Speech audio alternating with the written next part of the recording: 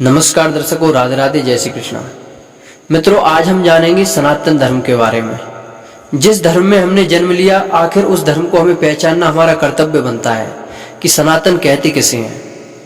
देखिए, सनातन कहते हैं जो जिसका आदि मध्य और अंत नहीं है, अर्थात जो सदियों से चला आ रहा है उसे सनातन कहते हैं।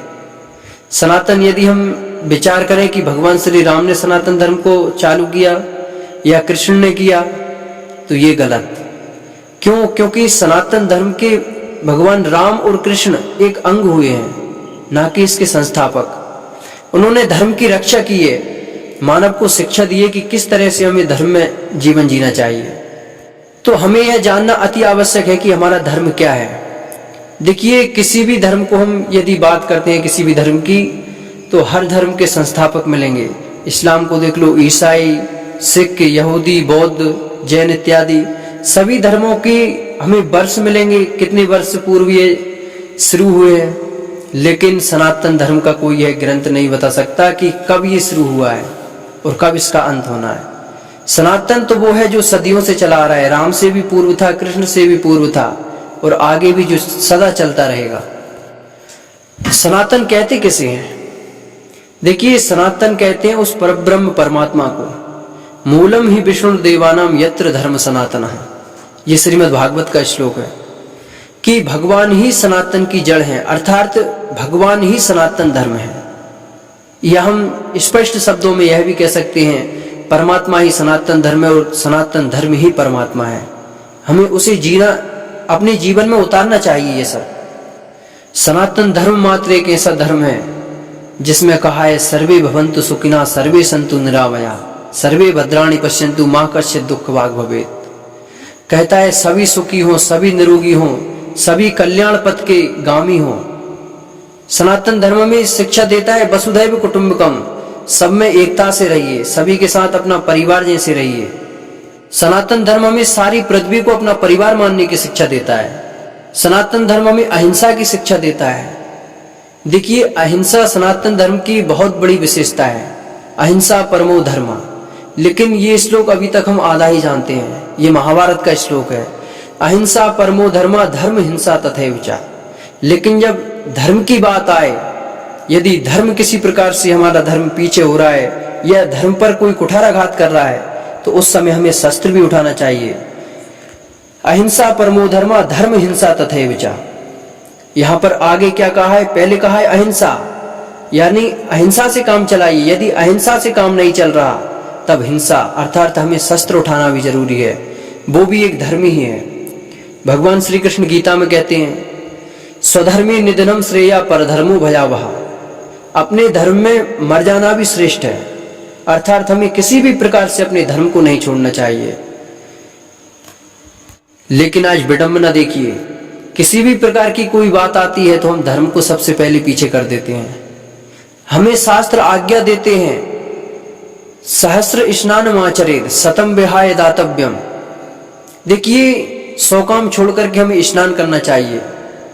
शतम विहाय दातव्यम, शतम विहाय भोक्तव्यम, सहस्र स्नानम आचरेत् और लक्षम विहाय दातव्यम, कोटि त्यक्त्वा हरिम भजेत्। शास्त्र हमें आज्ञा देता है 100 काम छोड़ करके स्नान करिए और 1000 काम छोड़ करके भोजन करिए और 1,00,000 काम छोड़ करके हमें दान करना चाहिए और करोड़ों काम छोड़ करके हमें भगवान का स्मरण करना चाहिए।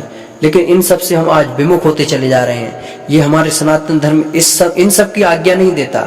सनातन धर्म कहता है, सत्यम ब्रूयात प्रियम ब्रूयात न ब्रूयात सत्यम अप्रियम। देखिए, सनातन धर्म बड़ी ही सुंदर शिक्षा देता है हमें। कहता है सत्य बोलो हमेशा, लेकिन कैसा सत्य? जो सभी को प्रिय लगे। न ब्रूयात सत्यम अप्रियम, ऐसा सत्य कभी मत बोलो जो किसी को अप्रिय लगे। तो आज हम अपने ज्ञान से विमुख होते चले जा रहे हैं। आप में से शायद कुछ ही लोग जानते होंगे कि हमारे सनातन धर्म का मुख्य ज्ञान कौन सा है। यदि हम किसी से पूछें तो कोई कहेगा कि रामायण है, कोई गीता बताएगा, कोई उपनिषद बताएगा। देखिए, यदि हम रामायण की बात करें तो वो ऋषि वाणी है और गीता की बात करें, मानते हैं भगवान की वाणी है वो भी। लेकिन यदि उपनिषद की बात करें हम, तो वह भी ऋषि मुनियों की वाणी है। तो फिर हमारी सनातन धर्म की वाणी मुख्य ज्ञान है क्या? सनातन धर्म का मुख्य ज्ञान है वेद। हमें वेदों को जानना चाहिए। वेदों की जिस कर्म की आज्ञा देते हैं वेद, वही हमें कर्म करना चाहिए। वेद से विमुख हमें कर्म कभी भी नहीं करना चाहिए। हमेशा में आस्तिकता में जीवन जीना चाहिए, ना कि नास्तिकता में। देखिए, प्रत्येक सनातन धर्मी को ये 5 बात अवश्य माननी चाहिए। कौन कौन सी? गीता गंगा च गायत्री गो गोविंदेति पंचमम। सर्वप्रथम हमें गीता को हाथ में लेकर चलना चाहिए, अर्थात गीता को पढ़ना, प्रत्येक सनातन धर्मी को गीता पढ़ना चाहिए। गीता गंगा अर्थात हमें नदियों का सम्मान करना चाहिए। माता गंगा को हमेशा एक सनातन धर्मी के घर में गंगा जल अवश्य प्राप्त होना चाहिए। गीता गंगा च गायत्री। आजकल हम गायत्री को भूलते चले जा रहे हैं। सिर्फ हमने बस ये जान रखा है कि बस गायत्री मंत्र बोला जाता है। गायत्री मंत्र कब बोलते हैं? लेकिन जो गायत्री की विधा है, जो परंपरा है, गायत्री की महत्ता है, गायत्री के प्रभाव को हम भूल चुके हैं। देखिए, वेद का सर्वोच्च मंत्र माना जाता है गायत्री मंत्र, जिसके प्रभाव से न जाने कितने सिद्ध हो गए और कितनों ने क्या क्या कर लिया गायत्री मंत्र से। सबसे ज्यादा प्रभावशाली कोई मंत्र है तो वो है गायत्री।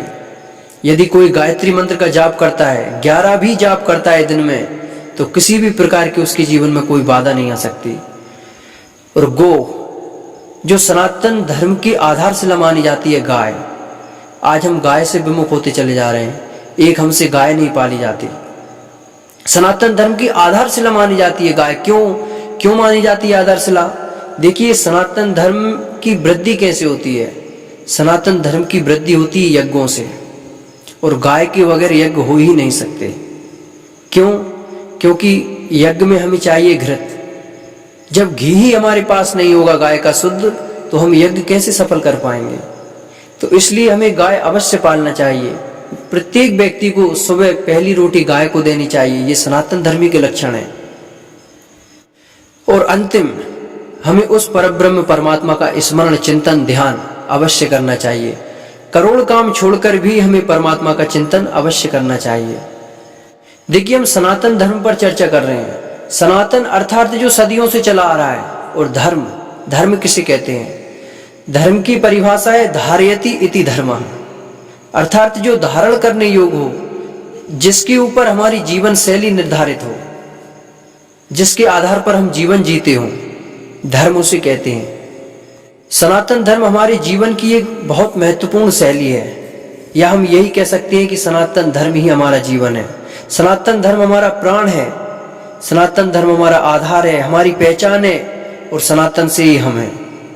जैसा कि हमने पूर्व में चर्चा करी थी, भगवान श्री राम और कृष्ण, इनसे भी पूर्व से है। तो फिर भगवान श्री राम ने क्यों अवतार लिया? देखिए, यदि हम ऐसा माने कि भगवान श्री राम ने रावण को मारने को अवतार लिया, तो ये गलत है। क्यों? क्योंकि श्रीमद् भागवत कहती है मर्त्यावतारस्तु मर्त्य शिक्षणम। भगवान श्री राम ने क्यों जन्म लिया? बोले मानव मात्र को मानवता की शिक्षा देने के लिए, ना कि रावण को मारने के लिए। यदि हम ऐसा विचार करेंगे कि रावण को मारने के लिए भगवान ने जन्म लिया था, अरे भगवान से पूर्व भगवान के अंश अवतार परशुराम जी थे।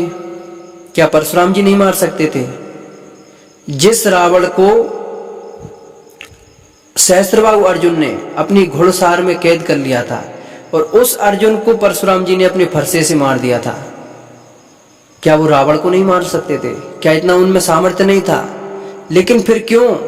क्योंकि उन्हें एक समाज को शिक्षा देनी थी कि आप बेटा हैं तो आपका फर्ज क्या होता है, आप पति हैं तो आपका फर्ज क्या बनता है।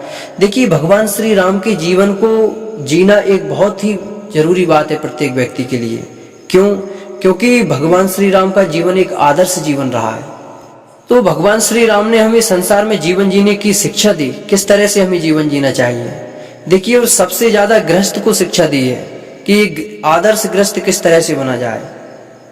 भगवान श्री राम ने कहा भी और करके भी दिखाया।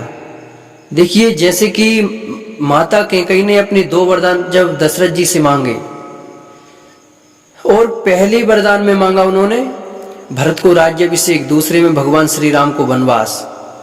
जब दशरथ जी ने बन जाने की आज्ञा उनको दी राम भगवान को, तो भगवान ने एक बार भी नहीं पूछा कि पिताजी मेरा दोष क्या है, आप किस कारण से मुझे वन भेज रहे हैं। ये उनका आदर्श रहा। पिता के वचनों का सम्मान किस तरह से करना चाहिए। देखिए, पिता का सम्मान करना एक अलग बात है। रामायण में एक बहुत सुंदर चौपाई आती है, सुन जननी सोई सुत बड़ भागी, जे पितु मात बचन अनुरागी। क्यों? क्योंकि देखो, चरणों में अनुराग करना, हमने पैर पढ़ लिए, एक तरह से सम्मान हो गया। ये बहुत मामूली सी एक साधारण सी बात है, लेकिन वचन का सम्मान करना बहुत कठिन बात है। सब कोई नहीं कर पाते ये सब। तो भगवान श्री राम ने हमको शिक्षा दी, मानव मात्र को मानवता की शिक्षा देने के लिए भगवान ने जन्म लिया। और अपने भाई भरत को राजा बनने में किसी भी प्रकार का विरोध नहीं किया। नहीं तो आज के जमाने में 5 फीट जमीन के लिए भाई हाई कोर्ट और सुप्रीम कोर्ट तक जाते हैं। लेकिन भगवान श्री राम के आदर्श जीवन को देखिए, हमें उनका अनुगमन करना चाहिए। भगवान श्री राम के पद चिन्हों का अनुगमन करना चाहिए, हमें उनके पद चिन्हों पर चलना चाहिए कि किस प्रकार का भगवान श्री राम ने जीवन जीकर हमें शिक्षा दी। तो हमने आज सनातन धर्म को जाना।